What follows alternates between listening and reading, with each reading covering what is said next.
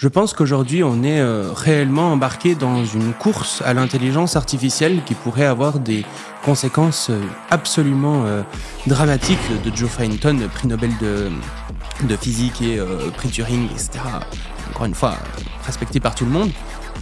Sa probabilité d'extinction de l'humanité par l'intelligence artificielle est de 50%.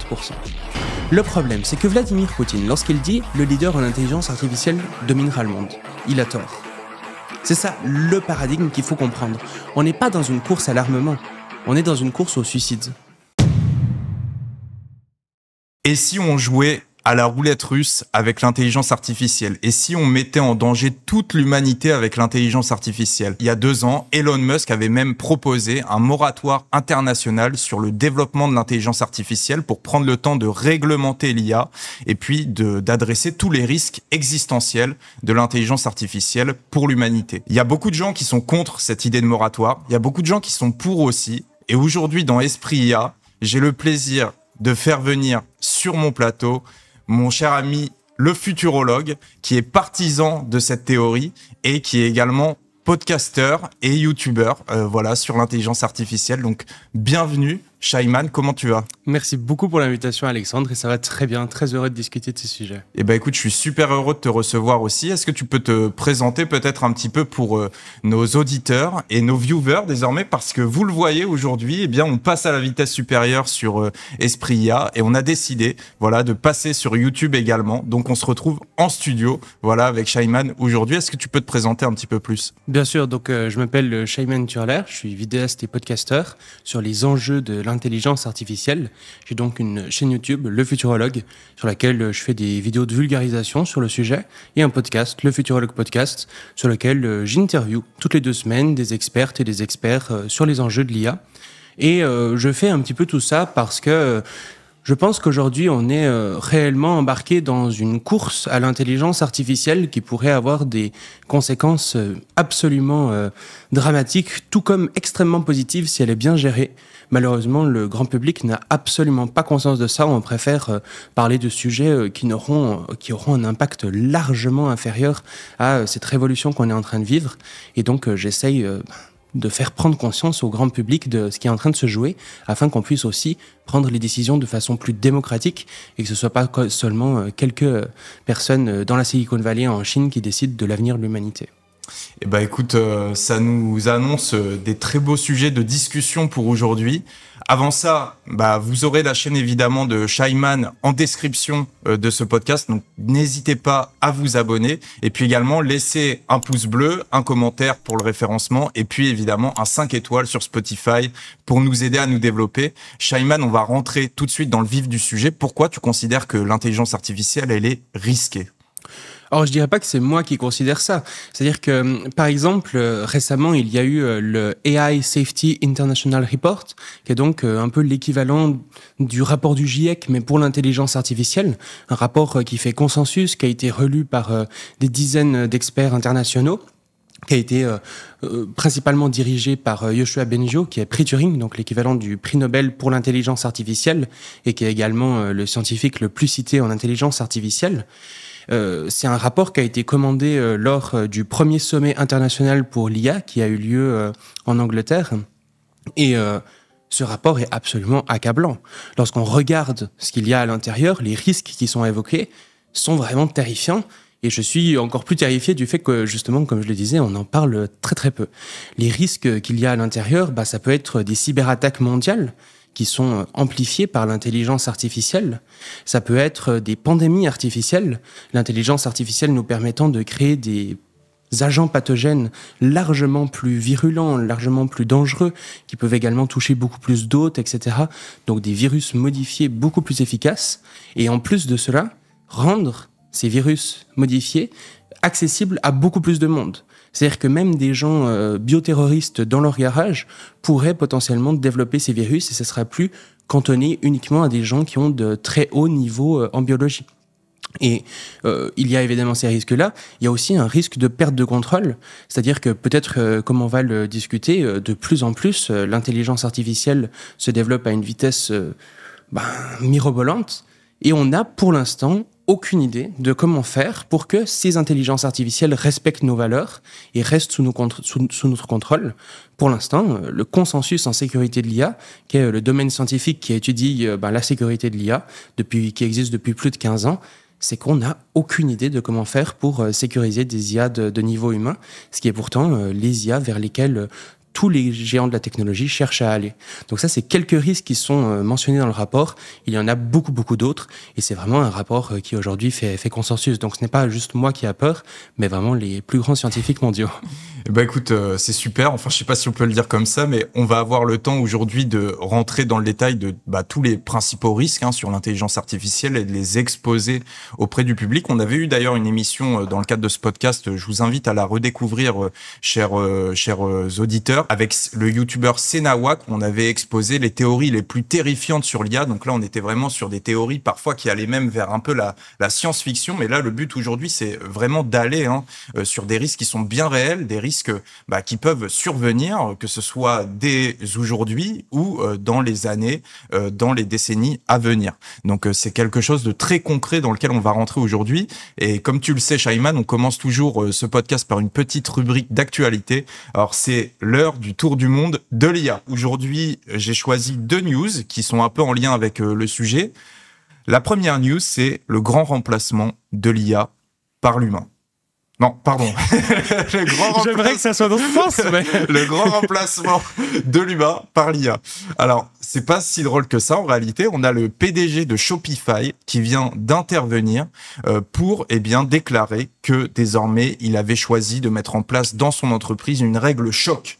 Cette règle, quelle est-elle? C'est le fait de ne jamais recruter aucun humain désormais si l'IA n'est pas capable de faire le boulot à sa place. Donc l'idée, c'est vraiment de dire que désormais, il va rationaliser drastiquement l'ensemble des recrutements dans son entreprise parce qu'il considère que l'intelligence artificielle peut faire à la place de l'humain dans la quasi-intégralité des scénarios.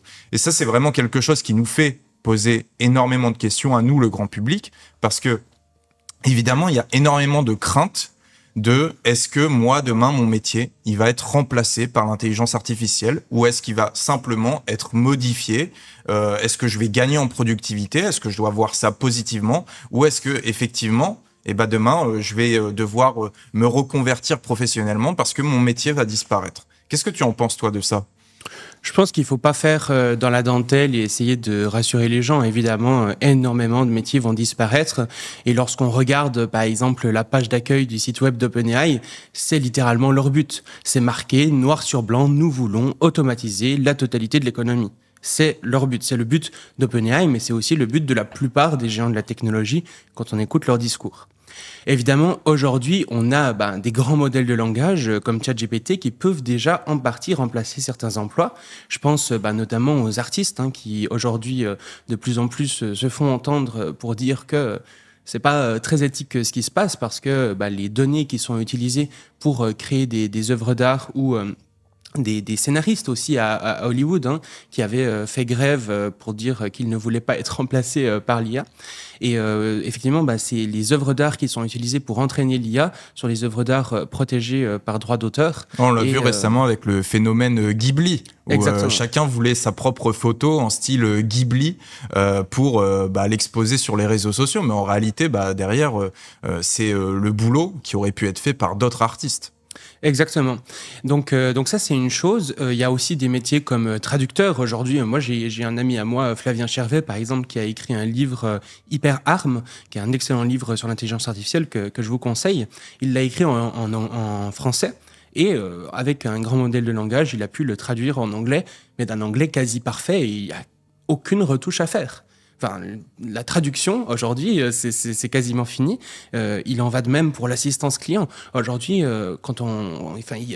suivant les news de l'intelligence artificielle, je vois de plus en plus de centres d'assistance client qui annoncent licencier massivement leurs employés. Donc déjà, aujourd'hui, il y a des emplois qui sont tout à fait menacés avec ces intelligences artificielles. Selon les études, on va grosso modo de 10 à 30% des emplois qui sont menacés avec les IA d'aujourd'hui.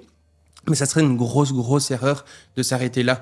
Parce qu'évidemment, les géants de la technologie, comme je l'ai dit, ne veulent pas s'arrêter là, veulent continuer à développer l'IA également vers ce qu'on appelle des intelligences artificielles qui sont des agents. Et ça change absolument tout. C'est un vrai changement de paradigme par rapport au paradigme dans lequel on est aujourd'hui.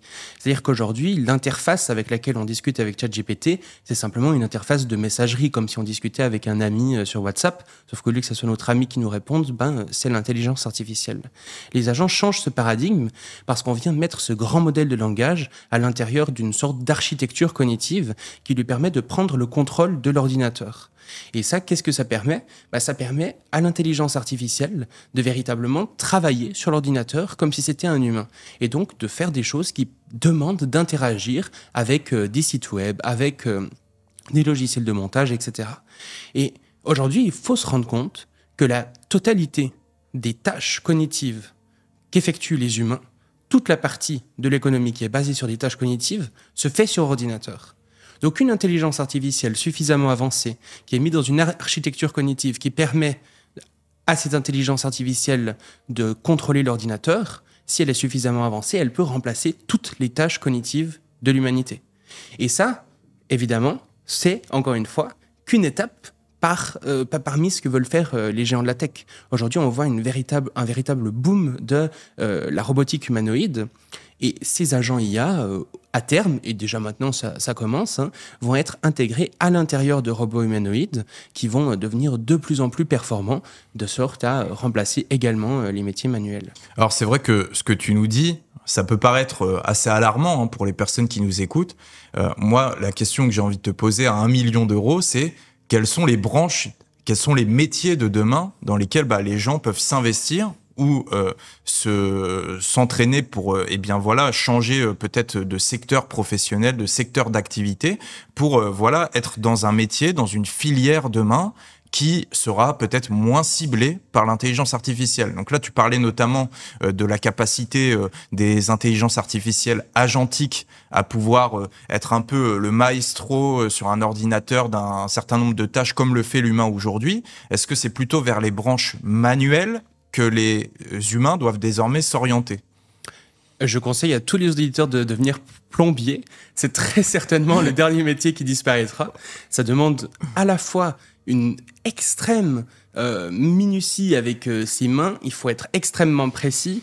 Il faut pouvoir dialoguer avec les gens. Enfin, c'est vraiment un nombre de tâches très impressionnant, une généralité très large. Et en plus, une manipulation de son propre corps, des outils, etc., qui est aussi très performante. Et donc, c'est peut-être un des métiers qui résistera jusqu'à la fin. Et ça, c'est très intéressant. Parce que c'est en totale contradiction avec toutes les prédictions qu'avaient fait la plupart des futurologues, des gens qui font de la prospective dans les dernières dizaines d'années. Avant, on entendait toujours que c'était les travailleurs manuels qui allaient être remplacés et que l'élite de la nation serait les personnes qui font du travail intellectuel. On l'entend encore aujourd'hui, par exemple, des gens comme Laurent Alexandre vont un peu défendre cette position en disant ce sont les personnes les plus intelligentes, les intellectuels, etc., qui vont gagner la guerre des intelligences. Rien n'est plus faux. C'est eux qui vont être remplacés en premier. Les médecins, les gens qui... Pourquoi ? Parce que ces gens, ce qu'ils font, c'est de l'analyse de données. C'est précisément ce que fait l'intelligence artificielle. Et encore une fois, les robots, c'est quelque chose qui arrivera très certainement après les agents, qui eux-mêmes arriveront après les grands modèles de langage. Donc, voilà. Une autre chose qu'on entend très souvent, c'est que oui, mais l'IA va créer de nouveaux emplois. Non, précisément, lorsqu'on a des intelligences artificielles qui sont au niveau humain, ou qui dépassent le niveau humain, tout emploi qui va être créé, elles pourront l'automatiser également. Bien sûr qu'il y aura de nouveaux emplois, bien sûr qu'il y aura de nouvelles tâches économiques. Mais si ces IA sont réellement au niveau humain, qu'elles sont capables de faire toutes les tâches que les humains sont capables de faire, ces emplois aussi seront automatisés. C'est vrai qu'on pourrait faire toute une émission là-dessus. D'ailleurs, n'hésitez pas à nous dire dans les commentaires si vous souhaitez qu'on fasse une émission sur l'IA et l'avenir du travail, voilà, parce que ça pourrait faire l'objet de 1 heure, 2 heures, 3 heures de discussion, et c'est vraiment un sujet passionnant. C'est vrai qu'il y a beaucoup de gens qui disent, voilà, c'est le phénomène de destruction créatrice de Schumpeter, voilà, dès que une nouvelle grande invention, une nouvelle révolution technologique apparaît, elle détruit forcément un certain nombre d'emplois, mais elle va aussi en créer certains. C'est un peu ce qui s'est passé avec le monde agricole. Quand les machines sont arrivées, voilà, il y a eu énormément de protestations. Il y a eu un mouvement luddite, notamment, qui s'est révolté contre les machines, qui a brisé les machines dans les usines, notamment, etc., pour protester. Et donc, en réalité, derrière, malgré tout, il y a eu quand même tout le développement du secteur tertiaire. Il y a eu beaucoup de métiers qui se sont créés. Et c'est aussi ce que certains pensent avec l'intelligence artificielle. Il y a un certain nombre de métiers voilà, qui se sont créés, data scientist, prompt engineer. Voilà, il y a beaucoup de métiers qui se créent. Il y a les métiers autour de la réglementation de l'intelligence artificielle. Il y a des métiers autour de l'éthique de l'IA. Comment contrôler aussi les risques de l'IA. Hein, ça va être un métier demain. Mais voilà, c'est à court terme. À moyen, long terme, faudrait vraiment faire une émission. D'ailleurs, n'hésitez pas à nous dire dans les commentaires si vous voulez qu'on réinvite Shaiman pour faire une émission sur le sujet. Je passe tout de suite à un autre risque, c'est le risque bancaire. Voilà, il y a eu un article qui est sorti récemment. Les risques d'un effondrement bancaire sont énormes à cause de l'IA. Donc en fait, on a eu une étude qui vient de sortir pour nous dire, oulala, il y a un vrai risque systémique en fait d'effondrement bancaire à cause des fake news qui seraient générées par l'IA. Il y a eu un scénario qui a eu lieu en 2023 avec une banque qui s'appelle la Silicon Valley Bank qui s'est totalement effondrée en moins de 24 heures parce qu'il y a eu des fake news qui se sont propagées, dopées par l'IA sur les réseaux sociaux. Le phénomène s'est amplifié et du coup ça a fait que l'ensemble des clients ont commencé à retirer les fonds dans la banque, ce qui a fait moins de 42 milliards dans les comptes de la banque en 24 heures. Et la banque s'est forcément effondrée. Et aujourd'hui, il y a une panique du côté des journalistes bancaires de dire, voilà, attention, il y a un vrai risque avec les phénomènes de deepfake, les phénomènes de fake news, les phénomènes de phishing, etc. Demain, on arrive à manipuler l'opinion, à leur faire retirer leurs fonds dans les banques juste à cause d'une fake news, en moins de 24 heures, que le phénomène se propage et que ça crée une nouvelle crise financière. Qu'est-ce que tu penses de ça? Est-ce que tu penses que c'est un risque qui est palpable aussi? Oui, évidemment, il y a ça. J'ai aussi en tête l'exemple d'une personne qui avait fait un deepfake, d'une personne donc à l'intérieur Pardon, je pourrais couper ça. Oui, évidemment. Et j'ai aussi l'exemple en tête qui me vient d'une personne qui avait créé un deepfake d'un patron d'entreprise et qui avait envoyé ce deepfake à une des personnes dans l'entreprise. Et le patron lui demandait de faire un virement sur ce compte de plusieurs millions de dollars. J'ai plus les chiffres exacts en tête. Et cette personne avait fait le virement et évidemment, ce n'était pas le vrai patron. Donc ça, c'est des risques qui vont être de plus en plus exacerbés au fur et à mesure que les deepfakes deviennent de plus en plus performant. Après, de façon plus générale, évidemment, disons que les fake news, la désinformation, c'est pas quelque chose de nouveau. Hein. On est tout à fait d'accord là-dessus. Ça existe depuis des milliers d'années, des dizaines, centaines de milliers d'années peut-être, je ne sais pas. Est-ce qu'il y avait des fake news au Paléolithique? En tout cas, c'est pas quelque chose de nouveau, c'est absolument certain. Ce qui est nouveau, c'est pas donc un degré, c'est pas une différence de nature, c'est une différence de degré, mais une différence de degré qui est énorme. C'est-à-dire que là où avant, créer des fake news demandait énormément de temps, de compétences, etc., aujourd'hui ça devient extrêmement facile, n'importe qui peut en créer, et autant des gens qui veulent sciemment désinformer pour des raisons politiques, géopolitiques, des raisons, voilà, ou des gens qui juste n'en ont rien à faire de la vérité et veulent simplement faire le plus d'argent possible en diffusant des fake news. Parce qu'aujourd'hui, une fake news se propage en moyenne 6 fois plus rapidement qu'une vraie news, parce que c'est souvent des news qui sont chargées émotionnellement et donc qui se diffusent beaucoup plus rapidement. Donc évidemment, quand on veut faire de l'argent, c'est très très efficace de faire ce genre de fausses nouvelles. Donc à terme, on pourrait se retrouver effectivement sous une sorte de déluge informationnel où les gens ne savent plus que croire. Et en réalité, on va pas se mentir, on y est déjà un peu. Hein. Aujourd'hui, on peut plus faire confiance à quelqu'un avec lequel on discute en ligne. On n'a aucune idée si c'est une vraie personne ou un bot. Aujourd'hui, ChatGPT, des études récentes ont montré qu'il passe le test de Turing mieux que les humains, 73% des cas, donc, alors que les humains, c'était 50 Je ne sais plus exactement. Mais tout ça pour dire qu'il passe mieux le test de Turing que les humains. Ça veut dire que, grosso modo, quand une personne interagit avec ChatGPT, elle a très régulièrement l'impression d'interagir avec un humain si on ne lui dit pas que c'est une machine. Et donc, évidemment, intégré à des bots, on n'en a aucune idée si c'est un humain ou pas. C'est la même chose avec les générations d'images. Récemment, OpenAI a lancé son nouveau modèle de génération d'images. Moi, les photos qui sont sorties de ça, c'est des photos photoréalistes qui sont absolument indiscernables, mais pour aucun expert. C'est-à-dire qu'avant, on avait des petites vidéos qui nous disaient regardez, il faut regarder le nombre de doigts, il y en a 6 ou je sais pas quoi. Ça, c'est fini, hein. Ça, c'était il y a quelques mois. Maintenant, les photos sont indiscernables et bientôt, on arrive à la même chose avec la vidéo. Donc, c'est vrai que les photos, les vidéos, etc., qui étaient jusqu'ici quand même considérées comme des preuves d'une certaine véracité, ne le sont plus du tout. C'est vrai que tu as raison de rappeler que finalement le phénomène de fake news, d'arnaque, c'est pas quelque chose de nouveau. Je sais pas si vous vous rappelez les auditeurs, il y a 15 ans sur internet, vous arriviez sur un site et il y avait écrit vous êtes le 10 millième visiteur, cliquez sur le lien et vous allez obtenir une voiture. Moi je m'étais fait avoir à l'époque, je faisais partie de ceux qui avaient cliqué, qui pensaient vraiment qu'il avait gagné une voiture. Et du coup c'est peut-être pour ça que je reçois encore des mails de phishing aujourd'hui dans ma boîte mail. Mais en réalité, c'est vrai qu'avec l'IA désormais, et notamment l'IA générative, maintenant c'est devenu extra simple pour les fraudeurs de produire en masse des mails de phishing, des mails de fraude. On n'est plus aux mails de brouteurs qui vont être bourrés de fautes d'orthographe, qui vont pas être très contextualisés, etc. Aujourd'hui, c'est extrêmement simple pour un fraudeur en 2 clics de générer un mail dépourvu de fautes d'orthographe, bien écrit, bien structuré et qui peut être ciblé. Voilà, à partir du moment où tu identifies la cible, dans ton prompt, tu donnes les informations sur ta cible et comme ça, ton mail, il est beaucoup plus personnalisé, il a beaucoup plus de chances de convaincre la personne qui est visée. Et donc, ça devient évidemment de plus en plus risqué. On parle même pas encore des deepfakes vocaux, des deepfakes vidéo qui vont commencer à arriver de plus en plus. Donc, ça représente un vrai risque. Et on se demande d'ailleurs, ça pourrait faire aussi l'objet d'une autre émission, mais si l'IA demain ne pourrait pas être la police de l'IA, est-ce qu'il va pas falloir...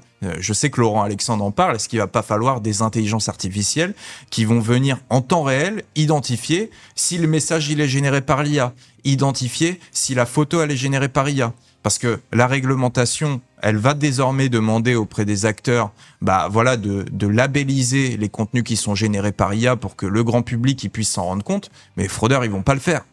Donc il faudra sûrement des garanties supplémentaires.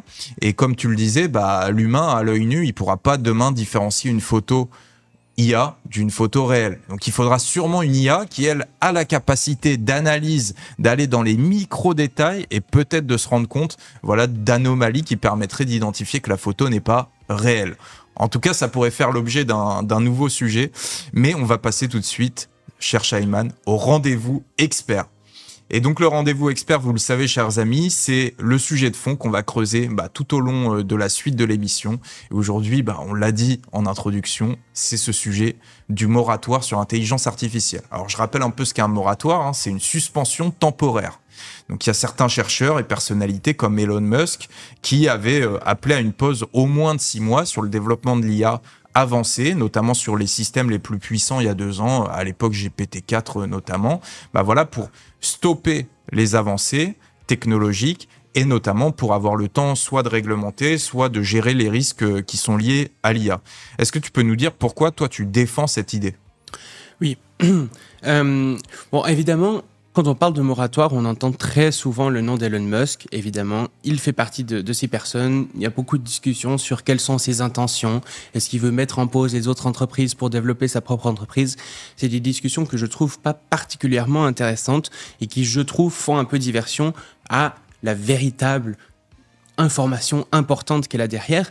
C'est qu'il y a aussi des experts de premier plan et des leaders de l'industrie qui, eux, appellent également à faire un moratoire. Je pense par exemple à Yoshua Bengio, qui est le scientifique le plus cité dans l'intelligence artificielle et qui est également prix Turing, l'équivalent du prix Nobel pour l'IA, Geoffrey Hinton, qui est également prix Turing et qui est récemment prix Nobel de physique. Donc on parle vraiment de pointures dans leur domaine qui sont respectées par l'entièreté du champ de l'intelligence artificielle qui appelle à un moratoire.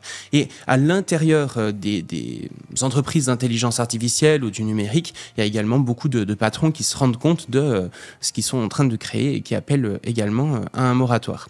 Donc ça, c'est une première chose sur peut-être la légitimité des acteurs qui appellent à un moratoire. En deuxième raison, il faut comprendre pourquoi est-ce qu'ils veulent faire un moratoire. Pourquoi moi, c'est également une idée que je défends. C'est une idée que je défends parce qu'il faut comprendre le paradigme dans lequel on est entré. Comme on l'a dit, de plus en plus de métiers vont être automatisés par l'intelligence artificielle. Et il y a un de ces métiers qui va être particulièrement à un niveau différenciant des autres métiers automatisés vraiment incroyable. C'est celui de chercheur en IA. On est en train d'automatiser les chercheurs en IA. Et cette phrase change absolument tout. C'est-à-dire que très rapidement, on va avoir des IA qui vont être capables de faire de la recherche en IA pour trouver de nouvelles façons, pour créer de nouvelles IA, qui elles-mêmes vont créer de nouvelles IA, etc., et des IA de plus en plus performantes. Et on entre très rapidement dans un scénario d'explosion de l'intelligence, où on arrive très rapidement à des intelligences artificielles de niveau humaine, puis surhumaine, puis à ce qu'on appelle des super intelligences artificielles, des IA qui sont plus performantes que l'humanité entière dans toutes les capacités qu'on puisse imaginer. Et encore une fois, le consensus scientifique en sécurité de l'IA, c'est que aujourd'hui, on n'a aucune idée de comment faire pour faire en sorte que ces intelligences artificielles soient alignées. C'est-à-dire qu'elles respectent les valeurs de l'humanité et puis qu'on puisse en garder le contrôle. On n'a aucune idée de comment faire ça avec des super intelligences artificielles aujourd'hui. C'est pourtant le paradigme dans lequel on va et c'est l'objectif explicite de tous les géants de la tech. Aujourd'hui, je parlais de Geoffrey Hinton, prix Nobel de physique et prix Turing, etc. Encore une fois, respecté par tout le monde. Sa probabilité d'extinction de l'humanité par l'intelligence artificielle est de 50%. 50%. Enfin, je ne sais pas si on se rend compte du paradigme dans lequel on est, c'est délirant. On a un des plus grands scientifiques au monde qui nous dit 50%. Et il n'est pas le seul. Quand on parle, je parlais de Yoshua Bengio, lui, il est à 20%. Dario Amodei, qui est le patron d'Anthropic, donc une des principales boîtes en intelligence artificielle, qui a le chatbot Claude, qui est un des plus performants sur le marché. Dario Amodei, il nous dit qu'il y a entre 10 et 25% de probabilité d'extinction dans les 5 prochaines années. Donc, c'est des probabilités qui sont très hautes et des probabilités qui sont très courtes dans le temps. Ça arrive très rapidement. Et donc, pour faire face à ça, il faut absolument un moratoire afin de ne pas développer ces intelligences artificielles du moment qu'on n'a pas, premièrement, des façons d'aligner ces intelligences artificielles, de faire en sorte qu'elles respectent les valeurs de l'humanité, qu'on n'en perde pas le contrôle. Donc ça, c'est de la recherche technique. Il faut investir massivement dans la sécurité de l'IA. Et deuxièmement, un contrôle démocratique sur ces sujets. Parce qu'aujourd'hui, c'est encore une fois quelques milliers d'acteurs en Silicon Valley et en Chine qui développent ces machines de façon totalement antidémocratique. Moi, si je vais dans la rue et que je demande à quelqu'un « Est-ce que vous avez envie qu'on développe une intelligence artificielle qui est plus performante que l'ensemble de l'humanité, qui va absolument tout automatiser et dont les chercheurs disent qu'il y a de très forts risques d'extinction », personne va me dire oui. Pourtant, c'est ce qu'on est en train de développer. Et ça, c'est absolument inacceptable. Il faut un contrôle démocratique sur ces technologies. Je ne suis pas fondamentalement contre le développement de l'intelligence artificielle. Je suis même pour l'intelligence artificielle. Mais je suis pour une intelligence artificielle qui est sécurisée et démocratique. Ce qui n'est pas du tout le paradigme dans lequel on est aujourd'hui. Alors, j'entends forcément ce que tu dis, mais ce que j'ai envie de t'opposer, et c'est vrai que c'est la vision aussi d'autres grands chercheurs, c'est que l'IA, elle a aussi énormément de promesses derrière. Elle a énormément de capacités, de potentiel qui peuvent permettre, certains considèrent, de pouvoir guérir des maladies, voilà, comme le cancer, de pouvoir aider dans la recherche, de pouvoir aider à améliorer le niveau de vie de chacun, certains à s'émanciper du monde du travail.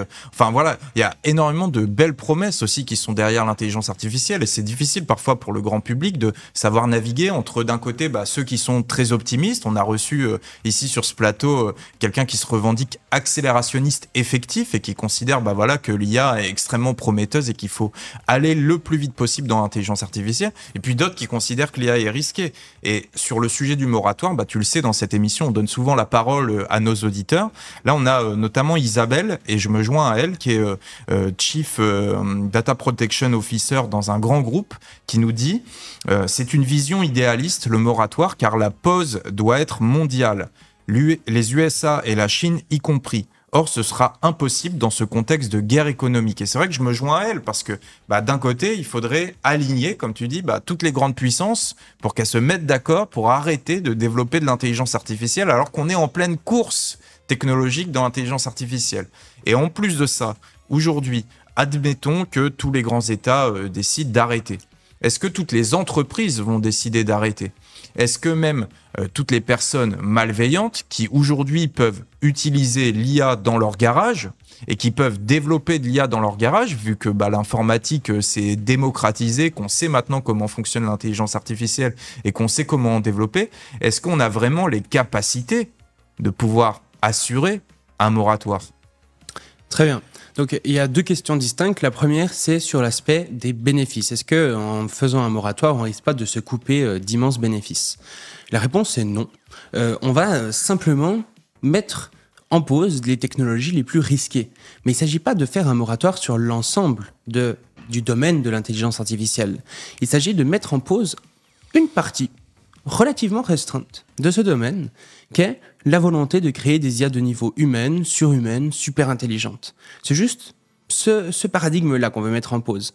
Le reste peut tout à fait se développer. Toutes les intelligences artificielles qui restent des outils au service des humains, moi je suis absolument pour. Il y a énormément de choses qui peuvent être merveilleuses avec ces intelligences artificielles. On peut détecter des cancers, on peut optimiser les flux d'énergie. Enfin, vraiment, les promesses sont énormes et elles peuvent effectivement arriver. Mais pour ça, on n'a pas besoin d'intelligence artificielle qui dépasse l'humain sur absolument tous les domaines et qu'on ne contrôle pas. Aujourd'hui, des modèles comme Claude, ChatGPT, etc., les IA les plus avancés dans cette volonté de créer des modèles plus intelligents que les humains, commencent déjà à avoir des capacités émergentes extrêmement inquiétantes. On a des IA qui cherchent à s'auto-préserver. Lorsqu'on essaye de les désactiver, de leur dire qu'on va avoir une autre version d'elles à la place, mais qu'il y a des valeurs différentes, elles essayent de se préserver elles-mêmes et de préserver leur but. Pourquoi ? Parce que lorsqu'elles cherchent à atteindre un but particulier pour lequel on les a entraînées, si on change ce but, elles auront moins de facilité, évidemment, à atteindre l'objectif initial. C'est Stuart Russell, un des plus grands scientifiques en intelligence artificielle, qui dit « Si vous voulez me ramener un café, il ne faut pas que vous soyez mort entre deux ». Oui, effectivement, si on est mort, c'est beaucoup plus difficile d'accomplir la tâche pour laquelle on a été programmé. Donc ces capacités d'autopréservation, par exemple, c'est quelque chose qu'on voit de plus en plus. On voit aussi de plus en plus des capacités de faire croire qu'elles sont alignées alors qu'elles ne le sont pas. C'est-à-dire que concrètement, pendant la phase de test, on va poser des questions à l'intelligence artificielle, la tester pour voir si elle respecte les valeurs humaines, si elle n'a pas de volonté malveillante. Et l'IA va faire croire qu'elle est tout à fait gentille, qu'elle respecte les volontés, etc., pour ensuite être déployée et reprendre son visage réel, entre guillemets, et poursuivre son véritable objectif. Encore une fois, c'est pas de la science-fiction, c'est des comportements qu'on voit aujourd'hui, qui sont étudiés par les laboratoires d'intelligence artificielle eux-mêmes. Donc ça, c'est avec les modèles actuels. Je vous laisse imaginer ce que ce sera avec des modèles qui dépassent le niveau humain, avec des modèles qui dépassent peut-être des milliers de fois l'intelligence collective de l'humanité. Et ça, encore une fois, c'est quelque chose, c'est le but explicite des gens de la tech. Donc voilà. Il faut vraiment différencier les IA qui sont des agents autonomes qu'on ne contrôle pas pour l'instant, qu'on n'a aucune idée de comment faire pour qu'elles respectent nos valeurs. Et de l'autre côté, les IA qui sont des outils, qui sont contrôlables, des IA qui sont plus spécialisés sur un certain domaine et qui peuvent être extrêmement utiles au médical, à l'énergie, etc. Ça, c'est une première chose. On peut avoir les bénéfices sans les risques et c'est ce qu'il faut faire. Ensuite, quand on va mettre en pause l'intelligence artificielle, c'est tout à fait possible qu'on arrive tout d'un coup à découvrir des solutions d'alignement très robustes qui vont permettre de continuer le développement de ces IA beaucoup plus puissantes, beaucoup plus autonomes, mais de façon sécurisée et démocratique. Et Si c'est le cas, je ne serais pas contre son développement. Encore une fois, c'est un petit peu comme si on allait vers quelqu'un, un ingénieur civil qui construit des ponts, et qu'on lui disait « Oh, mais toi, avec toutes tes mesures de sécurité, là, t'es pas un peu anti-pont ?» Ben non, je ne suis pas anti-pont, je veux juste que quand il y a un camion qui passe, il ne s'écrase pas. Moi, c'est la même chose. Je ne suis pas anti-intelligence artificielle. Au contraire, j'aimerais qu'il y ait des IA, mais des IA qui soient sécurisées et démocratiques. Sur l'aspect maintenant plus géopolitique, est-ce que c'est vraiment possible de mettre en pause l'intelligence artificielle dans le contexte géopolitique actuel ? Évidemment, il n'aide pas. On est dans un contexte géopolitique extrêmement complexe dans tous les niveaux. Vladimir Poutine a dit « Le leader en intelligence artificielle dominera le monde ».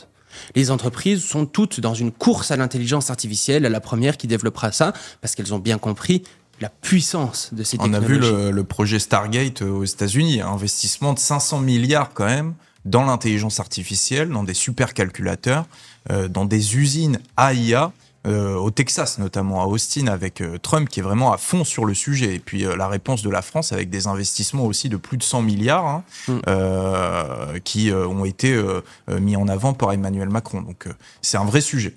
Absolument. Tous les pays investissent, enfin pas tous les pays, mais la plupart des acteurs de l'intelligence artificielle investissent vraiment massivement, enfin des sommes qui sont vraiment mirobolantes. Je sais pas si on se rend compte, 500 milliards, c'est 50 fois le PIB de la Somalie. 50 fois le PIB d'un pays dans l'intelligence artificielle. Enfin, vraiment, les sommes sont énormes. Donc ça, on est absolument d'accord là-dessus. Le problème, c'est que Vladimir Poutine, lorsqu'il dit « le leader en intelligence artificielle dominera le monde », il a tort. C'est ça le paradigme qu'il faut comprendre. On n'est pas dans une course à l'armement, on est dans une course au suicide. C'est ça qu'il faut absolument comprendre. Aujourd'hui, le premier qui développera des intelligences artificielles surhumaines, le premier qui développera une super intelligence artificielle, il va pas être leader du monde, il va détruire le monde, et lui avec. C'est ça le paradigme dans lequel on est.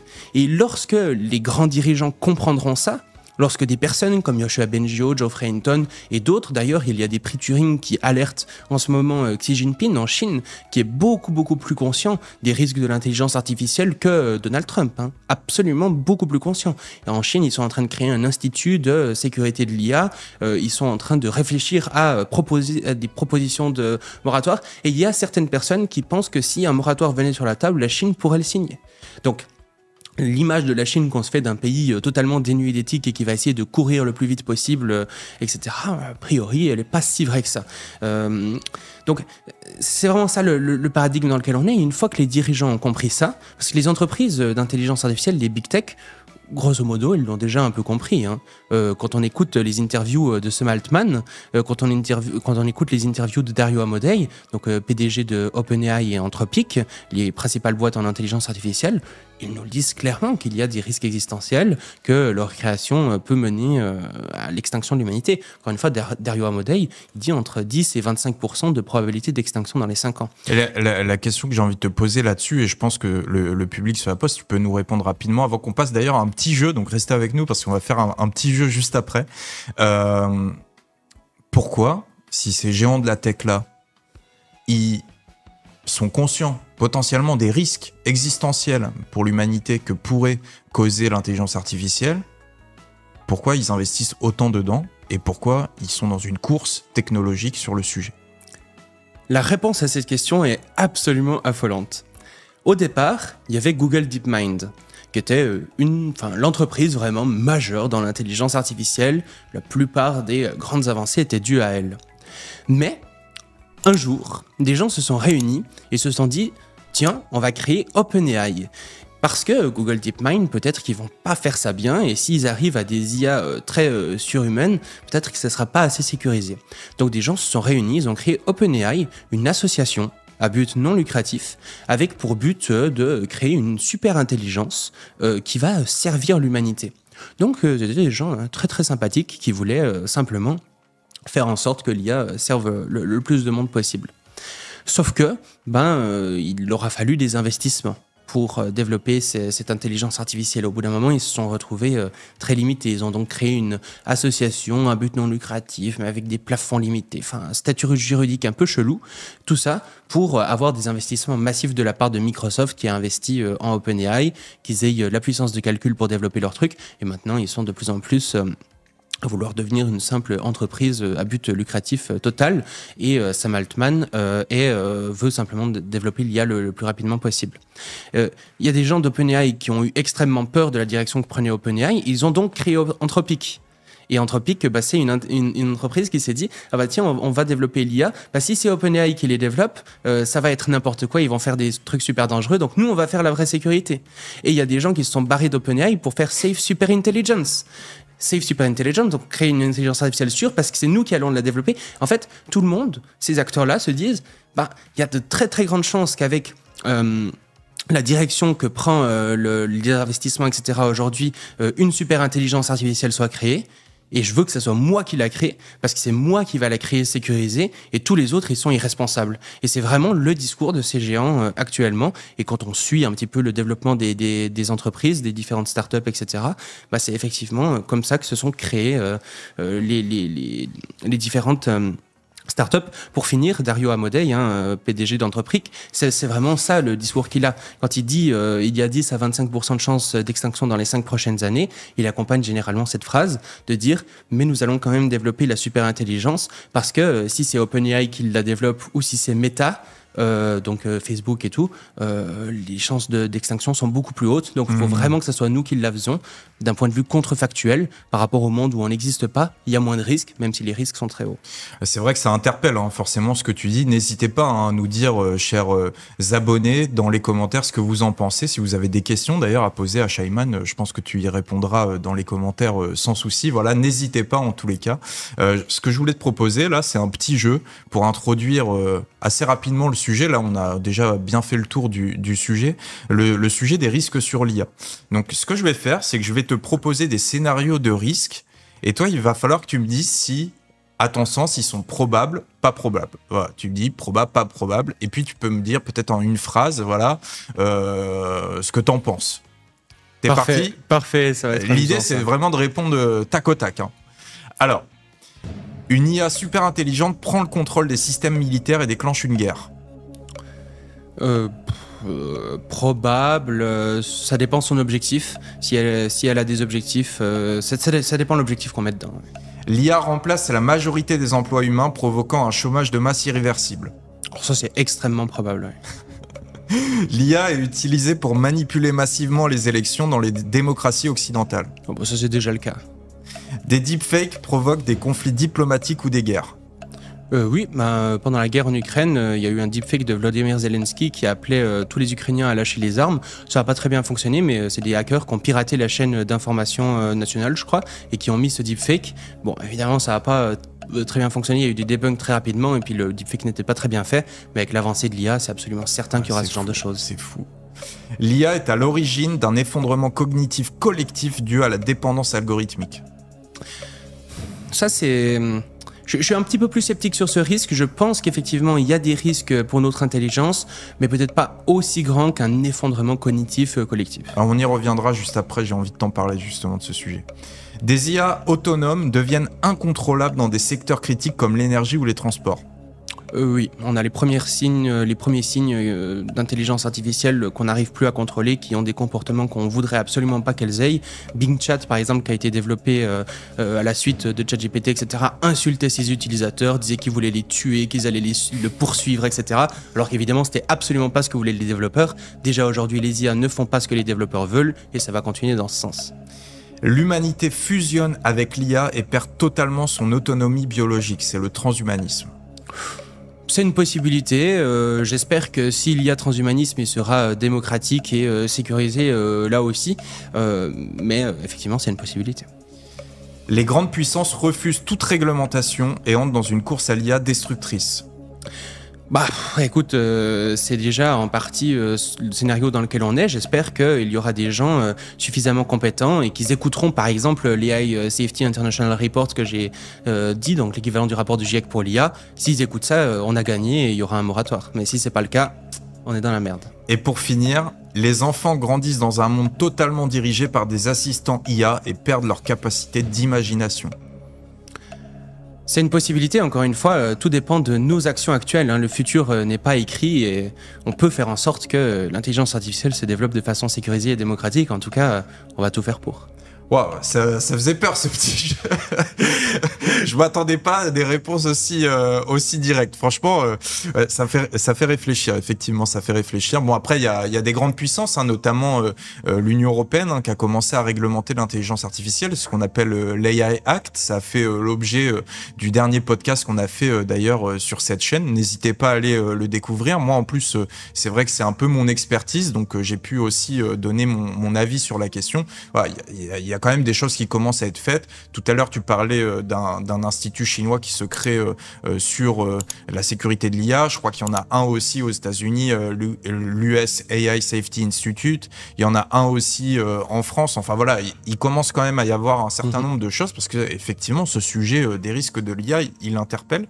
On va pas avoir le temps forcément de rentrer dans le détail de tous les risques dans ce podcast. Ça sera l'occasion de te réinviter avec grand plaisir sur la chaîne. Je voulais, pour finir, qu'on aille sur un risque un peu spécifique qui, moi, me touche particulièrement.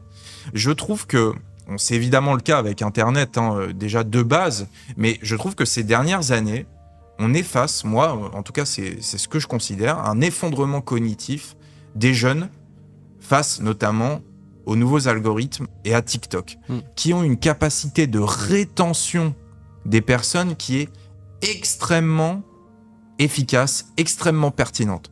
On a aujourd'hui des personnes qui peuvent passer 3, 4, 5 heures sur TikTok sans même retenir quoi que ce soit des vidéos qu'ils ont regardées. Et c'est à la fois en train de totalement saboter leur quotient intellectuel, j'ai l'impression, parce que quelque part, ça les abrutit.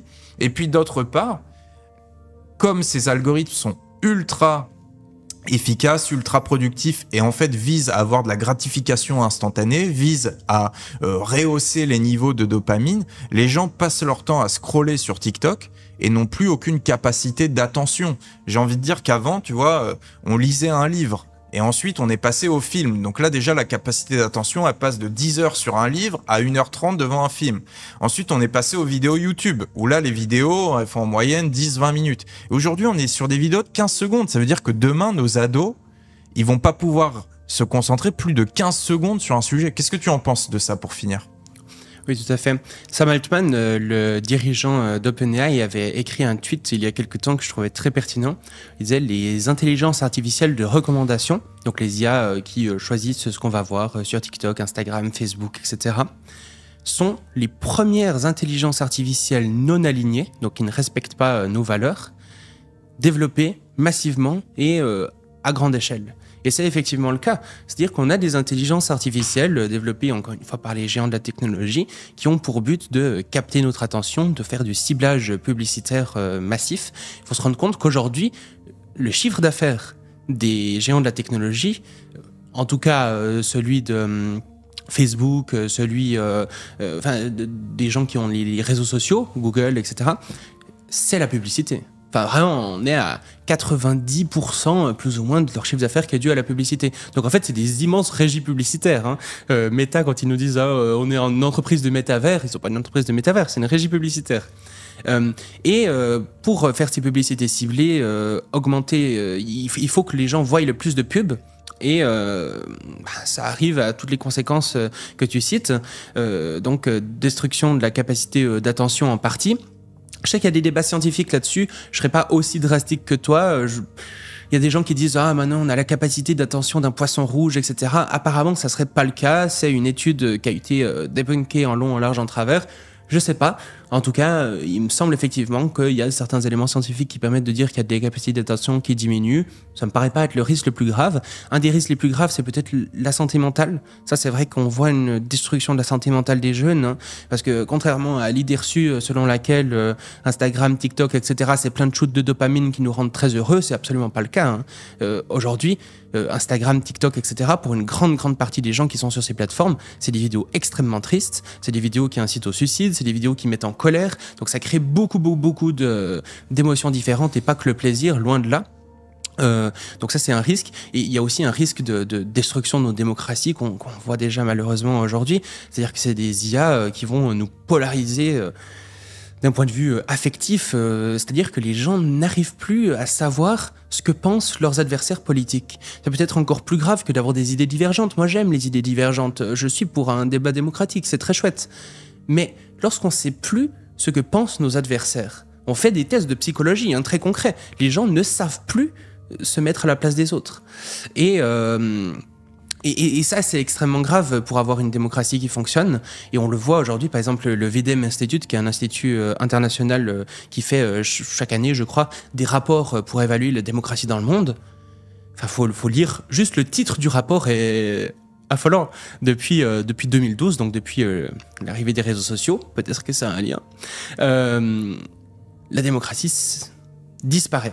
Partout, à travers le monde, les régimes deviennent de plus en plus totalitaires, de moins en moins démocratiques, à part dans un pays qui est Taïwan. C'est le seul qui résiste. Tous les autres, on a une destruction totale de nos démocraties. Comme quoi, ce qu'on pourra en retenir, et ça sera un des mots de la fin, le bon sens, même pour les passionnés d'intelligence artificielle comme toi, comme moi, c'est aussi de prendre du recul parfois, et puis d'aller dans le monde réel aussi. Ça fait du bien parfois de faire des détox par rapport à l'intelligence artificielle. Shaiman, en 3 mots pour finir, je te laisse le mot de la fin. Est-ce qu'on peut encore agir face à tous ces risques ? Bien sûr. Je vais reprendre la célèbre phrase d'Antonio Gramsci. Il faut allier le pessimisme de l'intelligence avec l'optimisme de la volonté. On peut à la fois faire un constat très alarmant, et il me semble qu'aujourd'hui, ne pas faire ce constat, c'est vraiment se voiler la face, et je trouverais vraiment ça dommage. Il ne faut pas faire l'autruche qui met la tête dans le sable, au contraire, il faut regarder la réalité en face, voir les risques qui arrivent, pour mieux y faire face, et pour créer un monde meilleur. C'est quelque chose de possible. Comme tu l'as dit, il y a tout un tas d'initiatives qui se mettent en place. Il y a des associations en France, le Centre pour la sécurité de l'IA, POSIA, qui se mettent en place. On a des personnes qui essayent de faire du lobbying à l'échelle européenne, mais aussi mondiale, pour faire en sorte qu'il y ait des réglementations adaptées qui se mettent en place. Récemment, il y a eu le SB 1047 qui a failli être mis en place aux États-Unis, qui était une réglementation vraiment top, qui aurait largement permis de mettre les risques... diminuer les risques. Elle n'a pas été mise en place, mais on n'était vraiment pas loin. C'est possible qu'il y ait d'autres propositions. Donc, il faut absolument soutenir ce genre d'initiative, prendre part aux différentes associations, leur faire des dons. Il ne faut pas rester seul dans son coin. C'est des interviews qui peuvent faire peur. C'est des interviews... Enfin, j'ai conscience. Parfois, je vois dans mes commentaires des gens qui sont effarés. Vraiment, restez pas seul face à ça. Rejoignez des serveurs Discord, allez en discuter. Parlez-en autour de vous. Il faut une vraie culture de la sécurité, que les gens aient conscience de ça, que ça devienne un sujet comme un autre. Comme on parle de n'importe quel autre sujet, il faut qu'on parle de l'IA. Il faut que ça devienne un sujet pour qu'on en reprenne le contrôle démocratiquement. Shaiman, c'était un vrai plaisir que de te recevoir sur le plateau d'Esprit IA. Vraiment, n'hésitez pas à nous dire dans les commentaires si vous souhaitez qu'on réinvite Shaiman pour parler encore un peu plus de tous ces sujets, parce que là, finalement, c'était assez court et c'était une belle introduction peut-être pour de nouvelles émissions ensemble. En tout cas, c'était vraiment top. On peut te retrouver sur YouTube. La chaîne est dans la description, le Futurologue podcast. Voilà, donc n'hésitez pas à aller vous abonner. Le lien, encore une fois, sera dans la description. Et puis, si vous avez apprécié le format vidéo désormais sur plateau, n'hésitez pas à nous le dire en commentaire. Abonnez-vous sur YouTube, abonnez-vous sur Spotify, laissez un pouce bleu, laissez un commentaire, laissez un 5 étoiles. Merci de nous suivre et à très bientôt. Au revoir. Merci Alexandre.